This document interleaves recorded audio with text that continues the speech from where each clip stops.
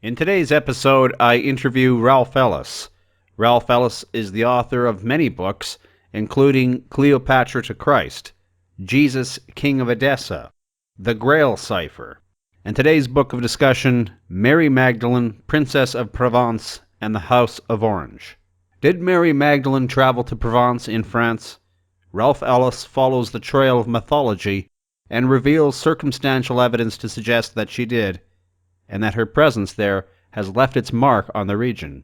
Ralph also suggests that the legacy of Mary Magdalene was bequeathed to the town of Orange, the town that was central to the Royal Dutch House of Orange, and thus central to the entire Reformation and Enlightenment movement of the 17th century. Please like the video, write your comments below, and above all, enjoy the program. Ralph Ellis, welcome back to the program. Good to be with you again, Russell Scott. It's getting quite regular, this, isn't it? Once a week or something, people will start to talk. What are you implying, Ralph? You like my show so much that people will be talking about it. Yeah, okay, fair enough. Yeah, no, I live in Vancouver, Canada. You're all the way on the other side of the pond there. Nothing going on. But there are many things to talk about, Ralph. The true history of Mary Magdalene. We've never talked about Mary Magdalene on this show, just here and there. Before we get into it, what is the accepted historical version of who she was? Yeah, she's another of these characters that they've tried to delete from the biblical history again. So she doesn't actually get a big mention within the New Testament. Quite often they just call her that woman or the woman of the city and things of this nature. So you can see that they don't really... Well, no, actually, she's mentioned at least 12 times within the four Gospels, which is more than most of the apostles. Yeah. Well, I suppose. But she's often mentioned in passing, and it's not exactly clear who she is. Like, they don't obviously make the similarity between Mary Magdalene and the Bethany sisters. She was one of the Bethany sisters. She was Mary of Bethany. But that, again, is not made obvious within the New Testament. Quite often they try and delete her role from the New Testament because they didn't like her role because she was the primary disciple of Jesus. And, of course, that is not exactly the story that the Gospels wanted to say, especially the Gospels according to Saul Josephus, because Saul says in his epistles that, women should be seen and not heard, is what he says. So this very intellectual, powerful woman that was the primary disciple of Jesus was and a bit of an enigma for the gospel authors. And so, her role has been played down. Even though we know she was very important, because here is the woman who anointed Jesus. She is the one who anointed Jesus with spikenard. But that was the coronation of Jesus when he became King Jesus, because to be the king, to be the Christ, to be the Messiah is when you are anointed with oil. And that's exactly what Mary Magdalene did. She anointed him with spikenard oil, a very costly oil. So she was anointing him as king. That is how powerful she was. This was a little bit of a backstreet coronation because he didn't have a throne to sit on in Judea at the time. That was the whole point of his revolution. He wanted a throne of Judea to sit upon. So in the absence of actually controlling Jerusalem at that time, they had a ceremony in Bethany, and he became the Christ, the King. So that's how important Mary Magdalene was, even from the classical sort of side of her story. Although you won't find theologians saying it quite in that fashion, but that's what the Gospels say if you read the Gospels with an open mind. Now, you're talking about Matthew, Mark, Luke, and John. Yeah. Right? Or are you including... So you're not including the Gnostic texts? Oh, no. Well, yeah, Why not? I did slightly there because the Gnostic texts are the texts that overtly say she was the primary disciple. You have to infer that from the gospel story. But yeah, the Gospel of Mary from the Nag Hammadi collection overtly says that she was the primary disciple of Jesus. And of course, Peter doesn't like this. Peter says, what does he say? Why should we believe Mary? I think he says. Let me have a quick look. He says, did Jesus speak privately to a woman? And Mary says in return, Brother Peter, do you think I thought this up in my heart, or that I am lying? That's from the Gospel of Mary from the Nag Hammadi. So Peter was jealous. I mean, Peter was one of the primary disciples, and we've been through him before. He was the Peter, he was the rock, so he was the holder of the Holy Grail stone. He was quite an important disciple. But nevertheless, Mary in some respects was above him, and Jesus shared secrets with Mary that he didn't with the other disciples. So yes, between all of those Gospels, including the Nag Hammadi, it's quite obvious that she was a very, very senior disciple administrator within this particular church. And that's without going outside the Gospel type stories and into the real history, which we'll do very shortly, I'm sure. But I've heard that she was a hooker, a prostitute. Yes. Well, again, this is part of the denigration, because the Gospel authors, especially Saul Josephus, were a little bit on the misogynist side. Women should know their place, and of course, that was one way of denigrating her, was to say that she was a prostitute. But she wasn't. What she was a temple prostitute, which is not quite what you would imagine. It's more along the lines of a Vestal Virgin, like the Vestal Virgins that they had in Rome. And that was a very prestigious position. So only the princesses and the highest of the aristocracy could become the Vestal Virgins. And there weren't that many, actually. I think in Rome, they only ever had about 7 Vestal Virgins who looked after the eternal flame, was one of their tasks. And, of course, they were princesses and they were virgins. It doesn't mean that they were necessarily lifelong virgins, of course, because they probably left the temple in their, mid-20s or whatever, and got married and then obviously had children. But for their teenage years and their 20s, they were the Vestal Virgins. And we sort of know this of Mary Magdalene because the Protevangelium, which is one of these apocryphal Gospels, says that Mary stayed at the temple. In other words, she was a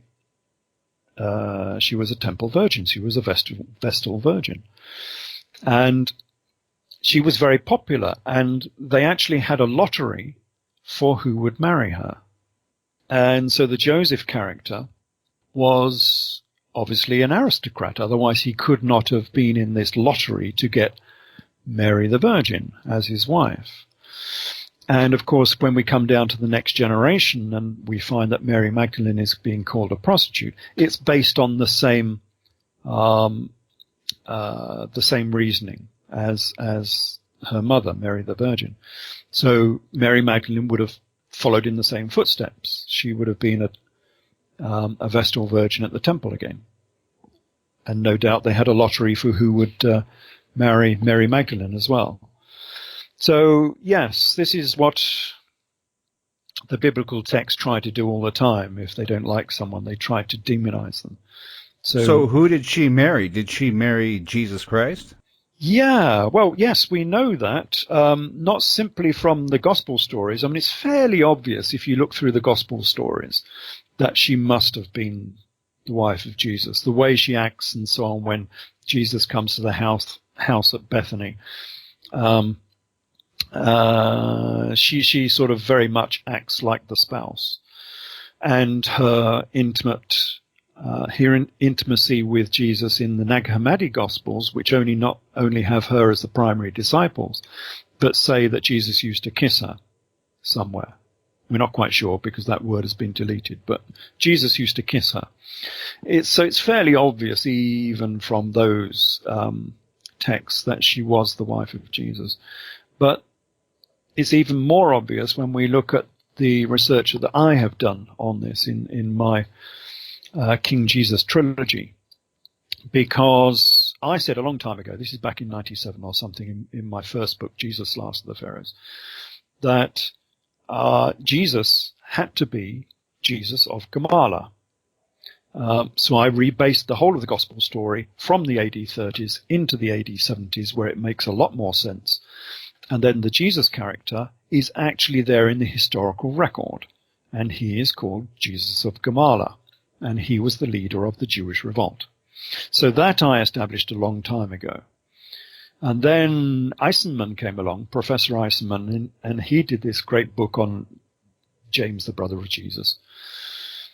And a part of that story was a very long section proving that Mary Magdalene was Mary Bothus, which the church doesn't really like, although it's fairly obvious. I think he proved it quite successfully that they are the same person, but the church won't like that because Mary Bothus was the richest woman in Judea. And that rather puts Mary on a different pedestal to what she was before. But mind you, I mean, that agrees with what we have from the Middle Ages, because if you look at the Golden Legend says that Mary owned two castles. One was called Castle Magdalo and the other was called Castle Bethany. So even in the medieval era, they were saying that, Mary Magdalene was mightily rich, just as Professor Eisenman showed by saying that she was Mary Bothus. And then, and this is what I like about some of this research I've been doing, because it all seems to sort of knit together. I liken it to a sort of crossword puzzle where you're putting words along this crossword puzzle, and suddenly you get a couple of words that link between each other. And so your crossword puzzle is correct, because otherwise the words wouldn't link up. And that linking word was, I was researching the Talmud. And I was obviously researching all of these names that I knew, these popular names like Mary Bothus and Mary Magdalene, who's there in the Talmud as well. And lo and behold, it has a reference to Mary Bothus. And not only that, it relates her marriage. And who did Mary Bothus marry? Well, Jesus of Gamala, of course. So back in 97, I had already said the biblical Jesus was Jesus of Gamala. Professor Eisenman says that Mary Magdalene was Mary Bothus. And now the Talmud is saying that Mary Bothus married Jesus of Gamala.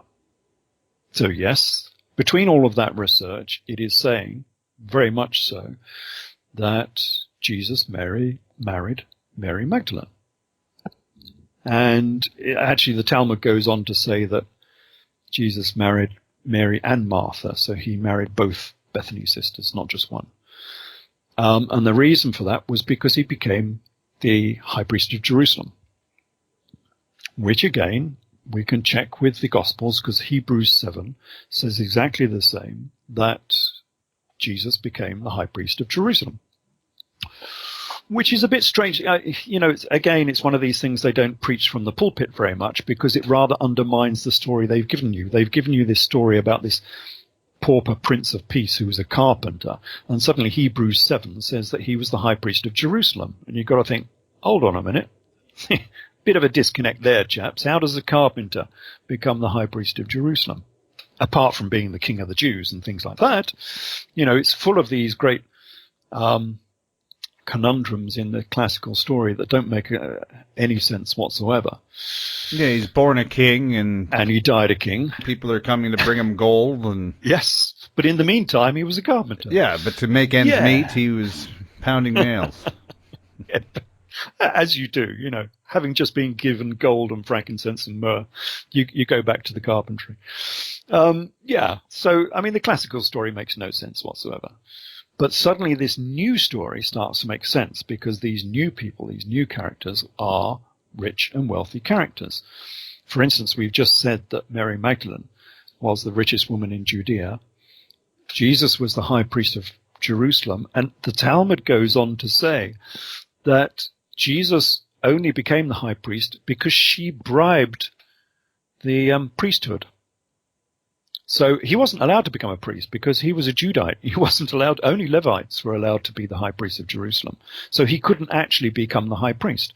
So she bribed the priesthood to give him the high priest position. And it took a takub of silver, they say, which is about 70 kilos of silver, to get his position as high priest. So that's how they used to do it in those days. But mind you, I mean, she had enough money. When she got married, the Talmud says that Mary Magdalene was given a dowry of 1 million gold coins, gold denarii. Now, we know the weight of a denarii from Judea because we have examples of them.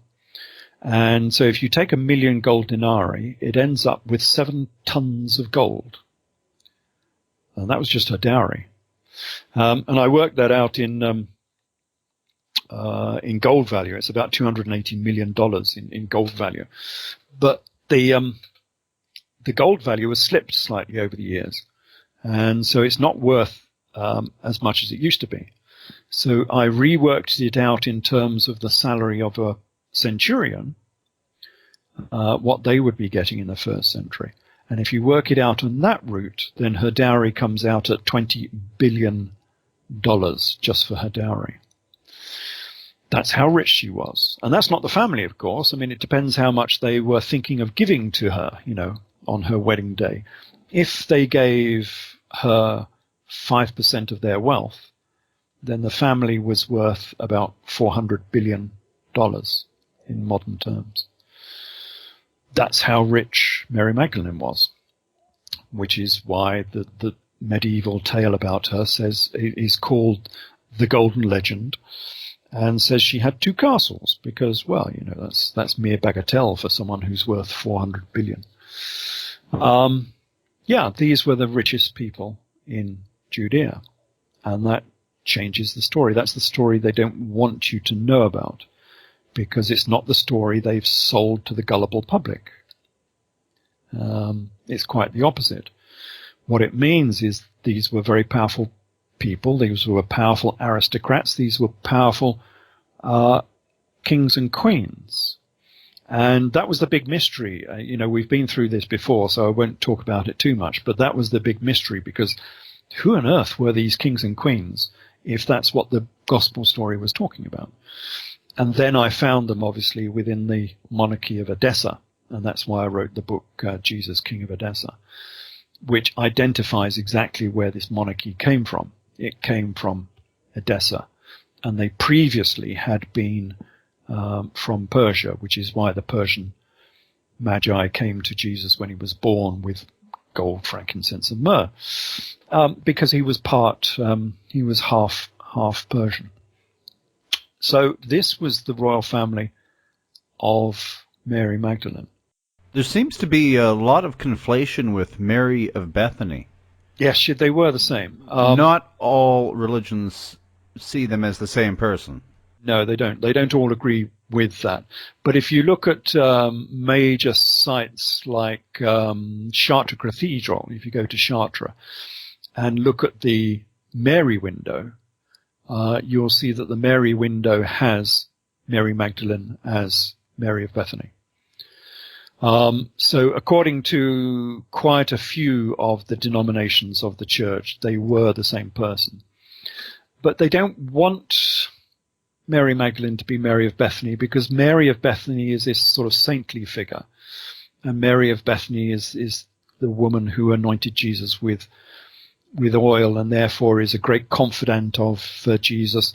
And in my explanation I've just given, she is the woman who made him king.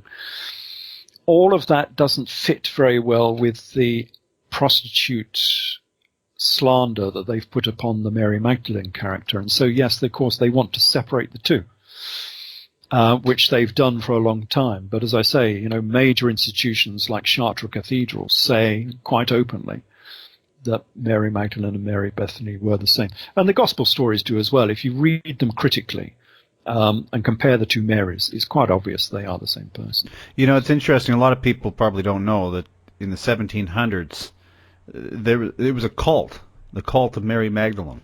Yeah, I'm not. I've not heard of that, so I must look into that. But I'm not surprised, because the cult of Mary the Virgin was absolutely huge, because it was based on the cult. It was during the Counter-Reformation and Baroque period. Yes. Well, I'm not surprised about that, because there was one thing I found out about that, which was a mosaic of the Last Supper. Everyone probably knows about the Leonardo Last Supper, where the Jude lying on the breast of Jesus, so the central two characters, are quite obviously Jesus and Mary Magdalene, because the disciple next to Jesus is quite obviously a woman. And of course, people look at this and there's a big debate and think, no, it's just a very effeminate looking man, you know. It's St. John, isn't it? Not St. Jude. Anyway, it's just an effeminate looking man. He's not really a woman, so it's not really Mary Magdalene. They weren't really married, etc. So all these big arguments about this Last Supper painting. But during the period you've been talking about, Bonaparte, Napoleon, made another Last Supper painting. Actually, it's not a painting. I think it's a mosaic. It's a very big mosaic. Anyway, it's very well done. It's excellent. And I put this in my Mary Magdalene book. This is the Mary Magdalene, Princess of Orange. And this Last Supper scene has a woman next to Jesus in the Last Supper. I mean, there's no doubting it whatsoever. This is a woman, 100%. And that comes from. But why does it matter if Da Vinci has it as a woman or not? Who makes Da Vinci the final sayer? He was in on this. He was obviously an Illuminati. He was illuminated. He was enlightened. He was a part of this semi-secret sort of society. So he had been initiated into these mysteries of the New Testament, and he probably knew quite a lot about it. And they used people because obviously the people within secret societies were not artists, were not poets, were not authors. You had to use other people to put out their message across to the greater, wider public. And so they employed people like Leonardo to do the job for them. And that's why you see so much esoteric and occult sort of imagery within not only Leonardo, but Michelangelo and so on. Michelangelo did that beautiful one of the brain of God. You know, the classic Michelangelo of Adam meeting God with the two fingers touching. Yeah, it's a giant brain. I've seen that. Yeah, it's a giant brain. I mean, but that giant brain comes straight out of Nazarene Ebionite theology. So it's hugely connected with all of these stories. And so someone must have told Michelangelo what to draw. You know, this is the symbology we want you to draw. You have the skills, off you go, you're doing it. And he did it. And so that part of the mythology and symbology has been preserved. And that's exactly what Leonardo was doing. And that's exactly what Napoleon Bonaparte did as well with his Last Supper scene. And I even found one, this was some time ago when I was researching another book. In Ireland, I went to a church in Ireland which has a mummy's head in it for some reason. Anyway, it's this strange story about this mummy. And we were just poking around this church, and up on the altar, which you couldn't quite get to because it was sort of, you know, cordoned off with a rail, was a Last Supper scene in marble. So it's a carving.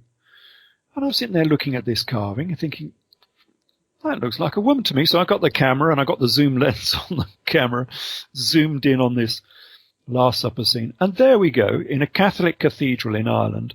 And they've got a Last Supper scene with the disciple next to Jesus is a woman with a nice pair of breasts as well. I mean, if this was supposed to be a male disciple. He had very large pectorals, one could say. Supple. Yeah. So, yeah, this is all the symbology that's been preserved by people who knew this story, who knew this esoterica. And that's how we can trace it back, because, other people were obviously in on this story as well. So we have a pretty good idea. We don't have a good idea. We have some idea of who Mary Magdalene was before the resurrection. What happened to her after the resurrection? Yes. Now, that's interesting because, as we've said, we have this story about the richest people in Judea, and they fought the Jewish revolt. That's the big difference in my books, that the revolt that Jesus was involved in was not some minor dispute down in Jerusalem. This was the major Jewish revolt of AD 68 to AD 70, when the Romans won and the whole of Jerusalem was destroyed and much of Judea was destroyed as well. And these people lost because they prosecuted this revolt, and they lost. Comprehensively lost. And so after the revolt, we have this story about this same person again, Mary Bothus, and she's approached by Johanan ben Zakkai, who I say was another pseudonym for Josephus Flavius, because he was the last Jew standing after the Jewish revolt. He became the de facto king of Judea, certainly the de facto high priest of Jerusalem after the Jewish revolt, because he was the last Jew standing. He was working for the Romans, of course. Anyway, this guy, who was like the high priest of Jerusalem, finds Mary Bothus picking grains of barley from between the dung of Arabian donkeys in order to survive, because she had no food. And he says to her, "Mary, Mary, what has happened to the great wealth of your family?" And she gives this Pesher answer from the Old Testament. So they always choose a verse in the Old Testament and make that as a story, saying why she's lost her money and how it doesn't matter to her, and it's better that the money has gone. So we have this story of an impoverished Mary now, with no money at all, and having to pick grains of barley from the streets, effectively. That might be overblown, of course, because this is Johanan ben Zakkai writing it himself, and of course he loved to exaggerate, especially if it made his enemies look very small. And of course his enemy was Jesus of Gamala, the Jesus character, the king of Edessa, and Mary Magdalene, because she was the wife of the Jesus character. So she was the enemy, and now he's the victor, looking at her picking up the grains of barley from the ground.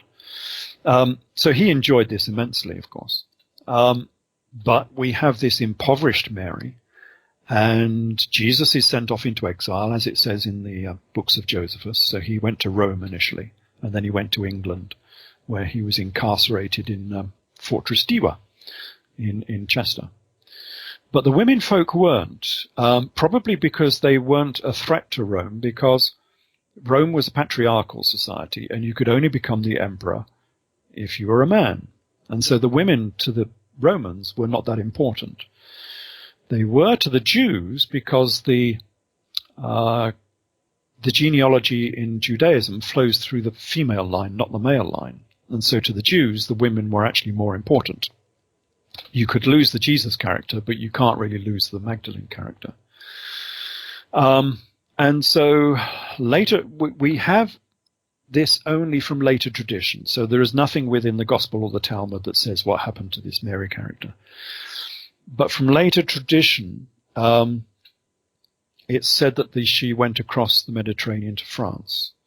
And we have this mostly, from several authors, but mostly from Rabanus Maurus, who was Bishop of Mainz, which is sort of on the borders of France and Germany. And he says that Mary and Martha, both of the Bethany sisters, went on a voyage to the south of France in a boat with a boat with no oars and no mast, which is a roundabout way of saying that there were no men on board. This is how these things are written. They're not written in plain text. They're written in code. A ship is always a she, as everyone knows, but the mast is always a he because it's phallic. And the rudder is the guide. It's what guides the ship. And so it's the notonie. It is the guide that guides the whole of civilization. We'll come on to this in a minute. So there was no guide on board either. And by miraculous means, they found their way to the south of France. And they landed at Marie-Saint-Lemaire, which is on the estuary of the Rhone. Nice little place, actually. If you end up down in the south of France, it's worth visiting. It's a nice little sort of touristy Mediterranean town with a vaguely sort of Moorish feel to it. And a nice little church in the centre. And it's just a pleasant place. But they didn't stay there long. They went on, and Martha went to Tarascon, which is just up the road a little bit, slightly to the west. Mary was supposed to have gone to Aix-en-Provence, which is slightly to the east. But I didn't find much to back up that story in Aix. I mean, there's a cave there, and they say it's the Cave of Mary, but really there's nothing there to see very much. The interesting thing I found was in Arles, which is the next town up. It's a biggish town on the Rhone. Huge, great Roman amphitheatre in the middle, so you can see how rich it was at one point. And they've got the museum at Arles, which has all of the sarcophagi that they found in that region. And it was quite obviously a fairly wealthy region, because you've got all of these very, very wealthy 1st to 3rd century Roman sarcophagi. And the main thing you see on these sarcophagi is the what they call the orant, which is a woman with her arms spread out wide in some sort of prayer or oratory. And she's known as the orant. And it would not explain quite exactly what the orant was. But where you had the orant, on occasions, she was also paired with Jesus. So you had the Jesus character and the orant. But on a lot of these sarcophagi, the orant took primary place. So the orant was more important than the Jesus character. And you've got to start wondering, what character is so important that she can displace Jesus off the side of the coffin? And the answer is she has to be Mary Magdalene. And what they've done is they've taken Mary Magdalene and they've put her in the pose of Isis. So she's like Isis with her arms spread out, like Isis will have her wings spread out. And she was called the orant. And that was interesting because we get this connection with awe. So coming back to what I was saying a long, long time ago about this family is that the original matriarch of this family was called Aurania, which means heaven. She was a Greco-Egyptian and half Persian queen. And that was the matriarch of this Edessan family, and she was called Aurania. Now, it means heaven, but when we slip into the Latin, it starts to mean gold. So or in Latin means gold. And suddenly we get all these links with everything being golden. Hence we have the golden legend, which was the legend about Mary Magdalene, which is called the golden legend. And in the south of France, we get these same links with everything that's golden. So we get the Orant, which is based on ore. And we get the town of Orange. So if we go up slightly further beyond Arles, beyond Avignon, we get to Orange, the city of Orange. And the city of Orange obviously begins with ore. It starts with gold, but it is not only starts with gold, its primary emblem, its symbolism, is an orange. And an orange is a golden fruit. And not only is it a golden fruit, it's a sphere, so it's an image of the sun. So we have this image of the sun, which is based on the word or again. And the later queen of this city, again, had the same name. She was called Orrible, and her name was again based on gold. And from all of these various links, I sort of started to link Mary Magdalene with this city of Orange. Also because this city has a very strange and interesting history. So there's no evidence from, say, the 1st century all the way up through the Dark Ages of where this influence of the Magdalene went. But when we arrive at the end of the Dark Ages, we suddenly find that Orange has become an independent city-state. And it's an independent city-state run by effectively a Jewish monarchy, who is known as William of Orange. And they became very famous. And his name, again, links back to this because his name comes from Wilhelm, which from the French they call it Guilhelm, and it means guide and helmsman. So again, it has links back to this story of Mary Magdalene coming to the south of France because she obviously came on the boat with no helmsman. But now we find the helmsman because it was the kings of Orange, the princes of Orange, I should say. And this sort of, it had a lot of resonance with the story in Holy Blood, Holy Grail, because obviously we all read that particular book. And it has this list of Grand Masters of the Priory of Sion. And the Grand Masters were supposed to be Notonniers, helmsmen. And when I read it, I thought, well, that name doesn't exactly resonate with me very much. You know, I've not heard of many other helmsmen. But that's what they were supposed to be called. Now we have an entire royal family who were named after being helmsmen. They were the Notonniers, and these were the Williams of Orange. And this story struck a chord as well because it started to link into the work I'd already done on Arthurian history. So there was a match here, a very strong match, because the historian who writes this story about the history of Orange and the history of the princes of Orange in France was Wolfram von Eschenbach.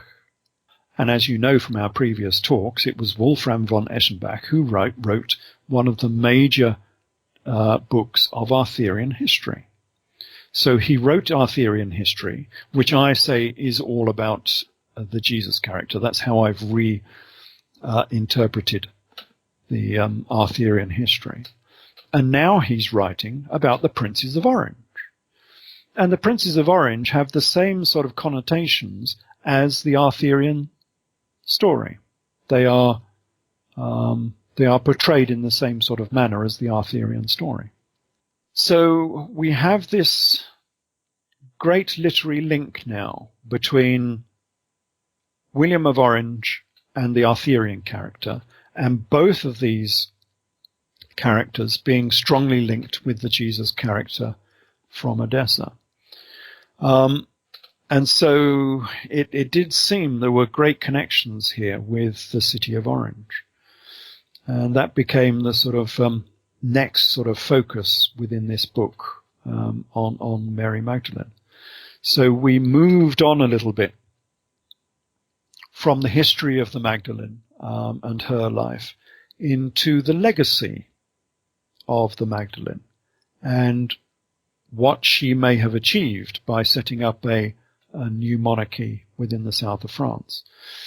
And it seems like, from these many connections, that they set up a very free-thinking Gnostic, because the original Jesus was a Gnostic as well, society as an independent nation, because Orange was always independent as a principality within the south of France. And this independence of Orange went on for 1,000 years.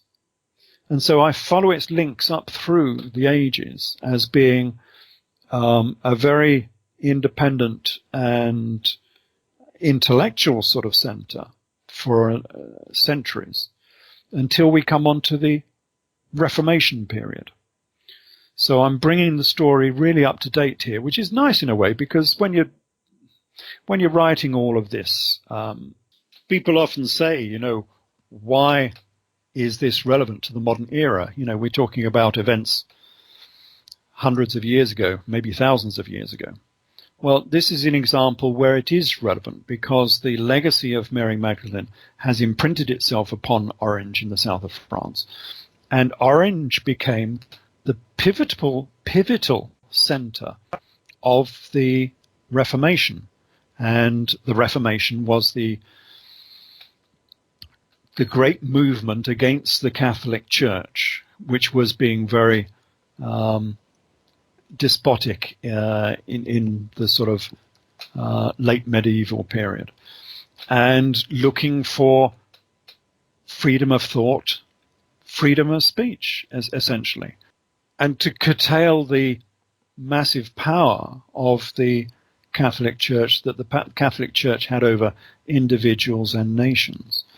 And it was the Reformation period that produced the Enlightenment, and the Enlightenment was the era and the age that allowed the Industrial Revolution to start, because you could not do science under the Catholic Church, because most of science was forbidden. You've probably all seen, the problems that Galileo had and other scientists of this era.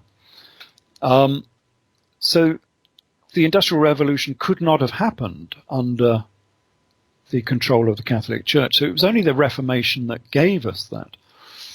And the Reformation was brought about by the Principality of Orange, this place that I say that Mary Magdalene ended up in.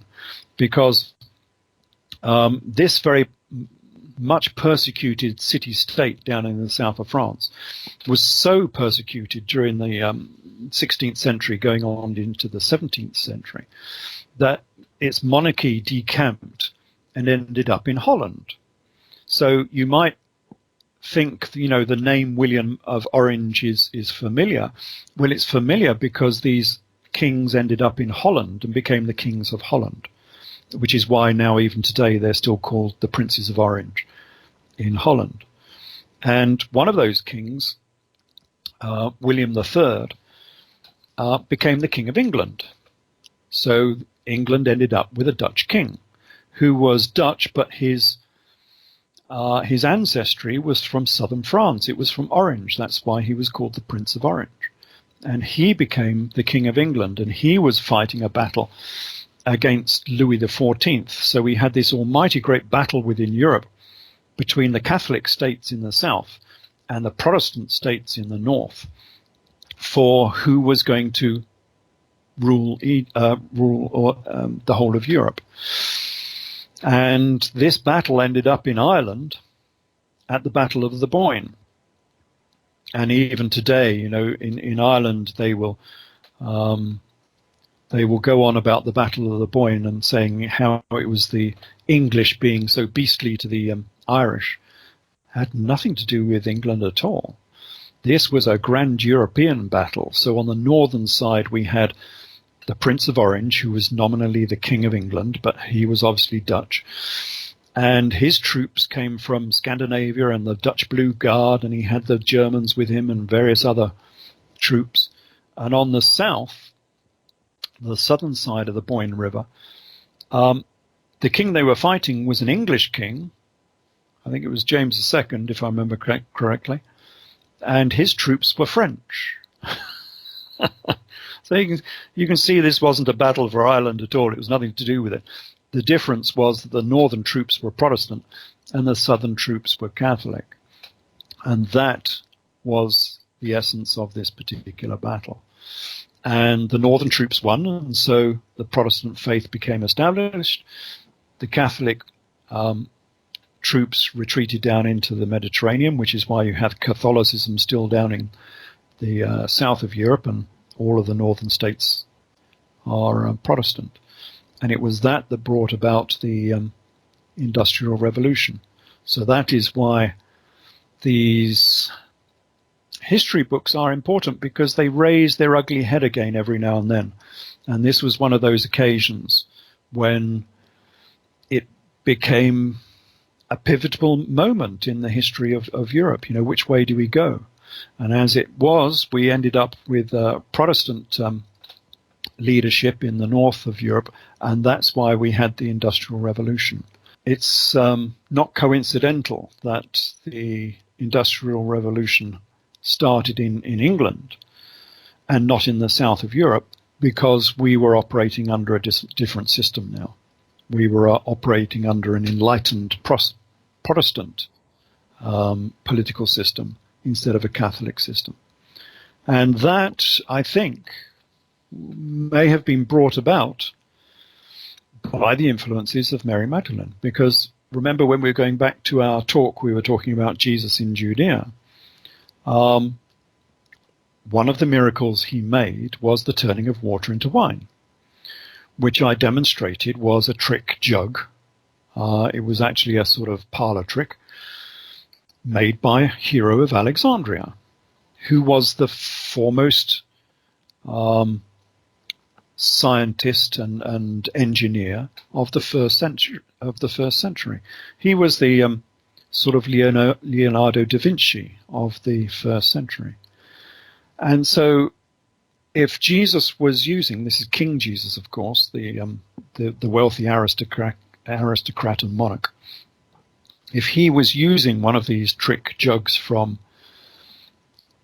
Hero of Alexandria, he was quite obviously supporting this type of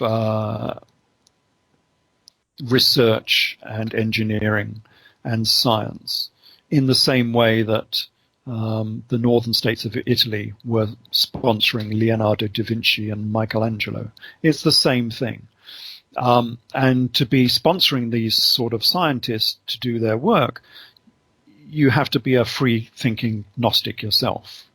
You can't be stifled within the sort of Catholic system and still accept someone like Hero of Alexandria making these trick jugs to turn water into wine. So it's quite obvious that the Jesus character was more open to different modes of thought than the Catholic Church were. And that has now imprinted itself on our modern society, and that's why we have the modern society that we have around us. So, yeah, this history is important. It's important to understand what happened in the past, so we don't make the same mistakes in the future. If I type into Google, Mary Magdalene was black, there's all sorts of articles, images, her with the black Jesus. It seems there's many people seem to think that Mary Magdalene was black. In fact, they're saying here that she's from Ethiopia, and some call her the Black Madonna. Yeah, because we did have Black Madonnas, but this I've been fighting against this for quite some number of years now. It's come about because of the modern PC culture, where to silence anyone about race, they just start shouting racism, and that instantly silences people. And they're using this now to sort of promote the erroneous fact that everybody is black. So all of the pharaohs of Egypt suddenly have to be black, and Jesus has to be black, and Mary has to be black. It's complete nonsense, of course, absolute nonsense. This has come about because within the south of France, you get quite a few black Madonnas. So you will get images of Mary the Virgin that are black. They're made of ebony or painted black. And it's quite a cult in the south of France.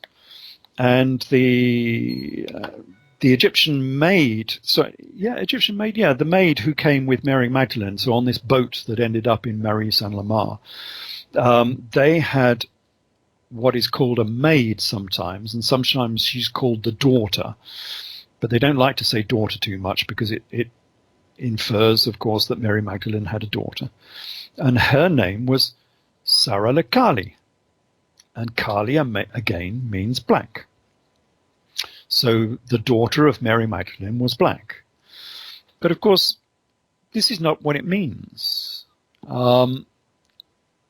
The blackness has come from the royal title of the Edessan kings. This is again where I like my research all begins to tie up. Many, many years ago, I said that this blackness is due to the this royal family coming out of Egypt, and Egypt was called Cam, and in Egyptian, Cam means black. And so if you wanted to refer to this royal family being Egyptian, which was heretical, of course, you couldn't say really that Jesus and Mary were all Egyptians. All you had to do is paint her statue black. And then anyone who was in on that esoteric knowledge would instantly know that you were talking about Mary of Egypt, because she was Cam, she was black, she was Egyptian. And that's what it means. But then, of course, later on, I did all this research and found that this family were actually the monarchy from Edessa. So this is the real historical Jesus and his family were the kings of Edessa. But the royal title of the Edessan kings is Okama. And Okama means the black. So even the kings of Edessa were called the black. Why? Not because they were black-skinned, nothing to do with that whatsoever. It's because they came out of Egypt. And I've demonstrated that as well with the ancestry of the Edessan monarchy. They came out of Egypt, and that's why they were called Okama, meaning the black. And so you get all of this blackness running through the whole of this family because that was their official title. And you even get it in later years where the Catholic Church, in order to minimize this talk about Mary Magdalene being from Egypt, which they didn't really want. They didn't want you to know that she had an Egyptian ancestry. They created a saint, and she was called Mary the Egyptian. And of course, Mary the Egyptian has to be black again. But of course, it's quite obvious that this Mary the Egyptian was supposed to be 4th century, and therefore they divorced this Egyptian Mary business from the history of Mary Magdalene. But of course, that was just a ruse. She was really Mary Magdalene, but again, they made her black because she came from Egypt. And that's where this particular story comes from. Well, what's the book, Ralph? Yeah, the book is Mary Magdalene, the Princess of Orange, and it's a sort of sequel to the King Jesus trilogy that I wrote. So that's the big trilogy of the New Testament. And on the back of it, we have a couple of books that are intimately linked with that same story. One is the Grail Cipher, which is all about Arthurian legend, which is linked.